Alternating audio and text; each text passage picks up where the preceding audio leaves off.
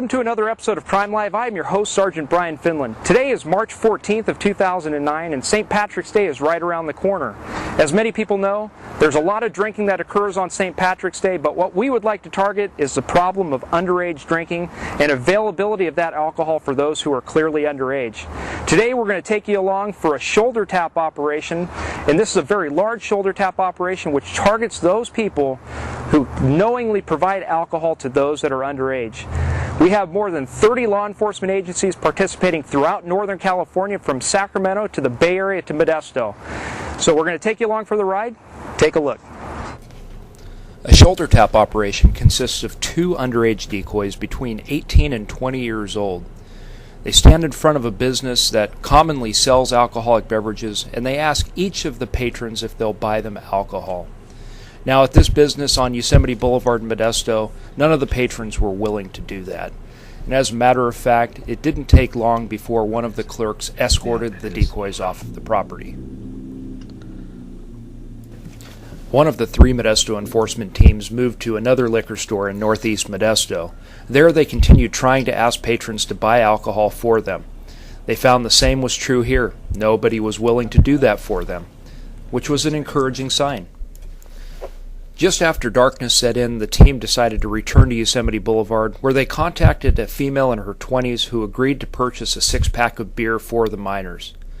Officers stopped that woman near the intersection of Yosemite and Santa Rita and issued her a citation. A citation for furnishing alcohol to a minor is a misdemeanor, and it carries a fine of 24 hours of community service and a $1,000 fine. The goal of the shoulder tap operation was to reduce the availability of alcohol to minors and thus reduce other associated problems such as juvenile delinquency, teen pregnancy, and risky sexual behavior. The trend in compliance here in Stanislaus County, what we've been able to track, is when we first did our shoulder tap operations back in, I believe it was 04 and 05, we had 41% of the people contacted purchased alcohol for our decoys. The very next year, that non-compliance rate dropped to 17%. Last year, the non-compliance rate was down to 15%, and up until today's date, the non-compliance rate was running right around 11%. So we've been very fortunate to be able to go out and do these operations, and as a direct result of the operations, see a steady decline in the non-compliance rate. Most of the funding for the grant program comes from disciplinary action as a result of the program's success. When we go out and purchase alcohol at a business and they're fined as a result by ABC, those monies that are collected from those fines are rolled over into the grant program. So it's more or less a self-sustained type of program. Well, officers worked late into the night last night, and one thing is clear, and that's that this operation was a success in bringing attention to the problem of underage drinking, not only in our community, but across Northern California. We contacted more than 300 people in Stanislaus County alone, and only 26 made the wrong decision to buy alcohol for somebody who was under the age of 21.